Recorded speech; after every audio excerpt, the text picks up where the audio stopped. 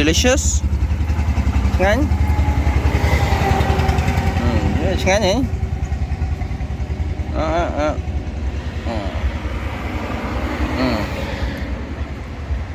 nó ngắn gì nữa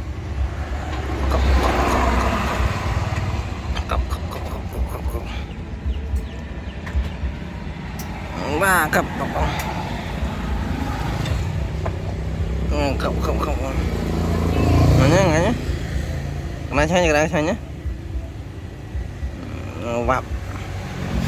wap wap wap